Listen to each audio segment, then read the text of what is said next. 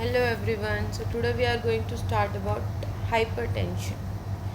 So hypertension क्या होता है? It is a hemodynamic disorder. ठीक है, ब्लड का डिसऑर्डर है. दैट इज़, अब आते हैं इसकी क्लासिफिकेशन. अब हम डिवाइड करते हैं इसको normal, pre hypertension, stage 1 hypertension, stage 2 hypertension.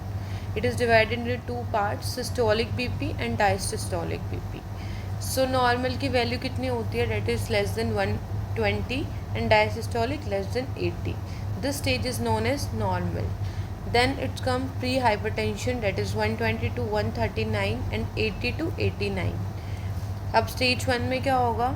Range होगी 140 to 159 एंड डायसिस्टोलिक में 90 to 99.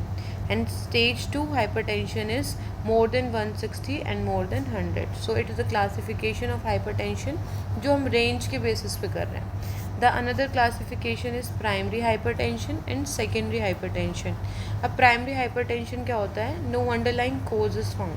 मतलब कोई और cause नहीं है, ठीक है, कोई और प्रॉब्लम नहीं है, कोई और डिजीज़ नहीं है.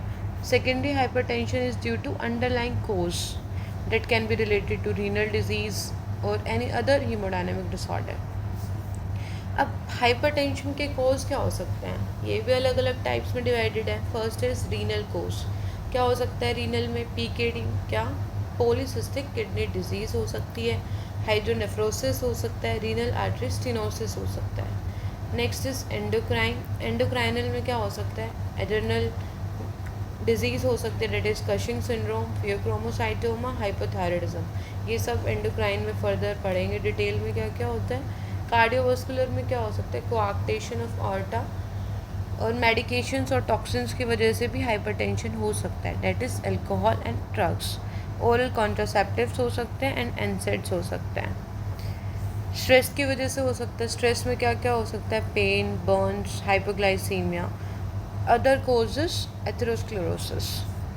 अब इस पेशेंट को हाइपरटेंशन हो गया, वो क्या क्या फीचर्स के साथ प्रेजेंट करेगा? फर्स्ट इज ट्रांजिएंट हेडेक, मतलब कि पेशेंट को हेडेक हुआ कुछ ड्यूरेशन के लिए और वो रिकवर कर गया, that is known as transient headache. Polyuria, बहुत ज़्यादा उसको प्यास लगेगी, ठीक है, और वॉशरूम जाएगा. पॉलीडिप्सिया भी हो सकता है पेशेंट को, ठीक है. ब्लरिंग ऑफ विजन, पेशेंट बहुत ज़्यादा, मतलब अगर बीपी बहुत ज़्यादा, हमने लास्ट स्टेज पढ़ी डेट इज स्टेज 2, अगर पेशेंट मोर देन 160 और मोर देन 100 को क्रॉस कर जाता है, then he will be having blurring of vision. Other complications क्या हो सकते हैं? टीआईए क्या होता है हमारे पास? Transient ischaemic attack. स्ट्रोक हो सकता है. सब एरिकनॉइड हैमरेज हो सकता है. हाइपरटेंसिव एंसेफेलोपैथी, ठीक है. मतलब बेसिकली बात है कि स्मॉल वेसल्स हमारे इन्वॉल्व हो जाएंगी. जहाँ जहाँ स्मॉल वेसल्स हो जाए इन्वॉल्व हो गई, वो हमारी डिजीज़ हो जाएंगी. स्ट्रोक, जैसे कि हाइपरटेंसिव रेटाइनोपैथी, हमारी आइज़ इन्वॉल्व हो जाएगी, that can lead to complete blindness too. Cardiovascular में हमारी coronary artery disease, heart attack lead कर सकता है. लेफ्ट वेंट्रिकुलर फेलियर हो सकता है. पल्मोनरी एडिमा हो सकता है. अब रीनल कॉम्प्लिकेशंस क्या हो सकते हैं? अब ठीक है, पेशेंट को हाइपरटेंशन हो गया है बहुत ज़्यादा, तो रीनल में क्या क्या प्रॉब्लम आ सकती है? प्रोटीन यूरिया, मतलब उसके यूरिन में प्रोटीन लीक हो सकता है. हिमैचूरिया हो सकता है, ब्लड आ सकता है यूरिन में, और रीनल फेलियर भी हो सकता है. The main mechanism which is controlled by body for maintenance of hypertension is done by the kidney. अगर वही सब डिस्टर्ब हो जाएगा तो it can lead to all this features, that is proteinuria, haematuria and renal failure. अब आती है investigation की बात. सपोज़ ये पेशेंट सब कंप्लेन कर रहा है, तो हम क्या इन्वेस्टिगेशंस करवाएंगे? तो बेसिक इन्वेस्टिगेशन सबसे पहले तो यूरिन एनालिसिस करवाना पड़े. बेसिक अगर ओपीडी में पेशेंट आता है, सबसे पहले तो हम उसका बीपी मेजर कर लेंगे, ठीक है. उसी से पता लगा लेंगे कि बीपी लो है या फिर बीपी हाई है. देन नॉर्मल इन्वेस्टिगेशंस क्या होंगी? Urine analysis, blood urea and creat, serum electrolytes कर सकते हैं. फास्टिंग एंड पोस्ट प्रेंडियर उसकी ब्लड ग्लूकोज लेवल चेक कर सकते हैं. लिपिड प्रोफाइल, इलेक्ट्रोकार्डियोग्राम, ये सब कोज पता लगाने के लिए किस वजह से हो रहे हैं, ये सब कर लेंगे. अदरवाइज हम नॉर्मली हम बीपी की मशीन से हम मेजर कर सकते हैं. नेक्स्ट है सेकेंडरी इन्वेस्टिगेशंस. ये तो बेसिक हैं, ये करनी ही करनी है. यूरिन का एनालिसिस हो गया, ब्लड यूरिया क्रैट हो गया, सीरम इलेक्ट्रोलाइट्स हो गए, lipid profile, electrocardiogram. Next is secondary investigation, इसके बाद हम और क्या कर सकते हैं, chest X-ray, ambulatory BP recording, it is the most important ambulatory BP recording, ठीक है। रीनल यूएसजी करना है ताकि किडनी की हम फंक्शनिंग चेक कर पाएँ, MRI, renal angiography, thyroid function test. Investigation से हम प्रॉपर डायग्नोसिस तक पहुंच जाएंगे, then will provide the treatment. अब ट्रीटमेंट क्या प्रोवाइड करेंगे, जनरल मेजर्स में हम 3 पार्ट में डिवाइड करते हैं, general measures, then pharmacological and then surgical treatment. General measures में क्या आता है, कंट्रोल ऑफ ओबेसिटी, बीएमआई को मेंटेन करने के लिए पेशेंट को बोलेंगे that is between 20 to 25 kg पर मीटर स्क्वायर, वो हम उसका वेट मतलब वेट और हाइट के अकॉर्डिंग बीएमआई कैलकुलेट करेंगे।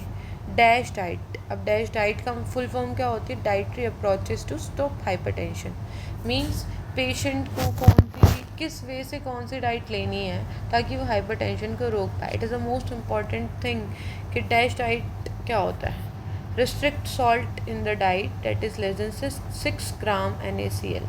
अब पेशेंट को बोलना है कि एक्स्ट्रा सॉल्ट ऐड नहीं करना, तो अब पेशेंट को क्या पता, वो तो बोलेगा कि मैं नॉर्मल खाना खा रहा हूँ। अगर पूछता है कोई how you will know that he is adding extra salt in his diet, तो पेशेंट को बोलना है while you are eating salads आपको नमक नहीं डालना है, इफ़ यू आर टेकिंग दही और कर्ड और लस्सी उसमें भी हमें एक्स्ट्रा सॉल्ट नहीं डालना है, that increase the amount of salt in your diet. Reduce intake of fat, potato ये सब तली हुई चीज़ें कम खानी है। Increase consumption of diet rich in fruits and vegetables, reduce alcohol consumption. So हमारी डैश डाइट के अंदर क्या क्या आता है, सॉल्ट का इंटेक कम करना है, फैट का इंटेक कम लेना है, कंजप्शन ज़्यादा बढ़ाना है कि तो सबको ही लेना चाहिए fruits and vegetables, increase their diet, alcohol नहीं पीना है।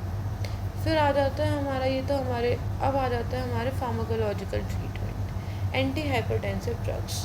क्लासिफिकेशन है इसकी, दिस इंक्लूड्स डायूरेटिक्स। डायूरेटिक्स में क्या क्या आता है हमारा, हाइड्रोक्लोरोथायजाइड या फिर क्लोरोथाइडलिन। लूप डायूरेटिक्स आते हैं, पोटेशियम स्पेरिंग डायूरेटिक्स आते हैं, एस इनिबिटर्स आ जाते हैं। फिर next categories, ACE inhibitors, enalapril, lisinopril, captopril, ramipril. सब याद रखने की ज़रूरत नहीं है, you can remind only few drugs. ARB, ठीक है, losartan, telmisartan, valsartan, candesartan. Beta blockers includes atenolol, metoprolol, bisoprolol. Next is calcium channel blockers and alpha blockers, prazosin, doxazosin, terazosin, ठीक है। ये मेजर एजेंट्स है, जैसे methyldopa, clonidine, central acting जो agents होते हैं मिथाइल डोपा। तो लेबिटालोल वगैरह भी हम यूज़ करते हैं, इंजेक्शन की फॉर्म में यूज़ कर सकते हैं, टैबलेट्स की फॉर्म में भी। तो कुछ कुछ ड्रग्स हमें याद कर लेने, जैसे लोसार्टन, टेलमिसार्टन, एटिनोलॉल, एनालिप्रिल, मेटाप्रोलॉल, ठीक है। That was all about treatment of hypertension। And अगर इसके सर्जिकल की हम बात करें तो वो डिपेंड करता है कि अगर रीनल डिस्ट्रॉय हो गया है तो किडनी की सर्जरी करनी पड़ेगी हमें, that depends upon the course. So it was all about hypertension. हमारा इसमें से यूजुअली क्वेश्चन जो रिसेंट भी आया है और अब आता है हमेशा, that is classification of hypertension. So I hope ये क्लियर हो गया है। Thank you.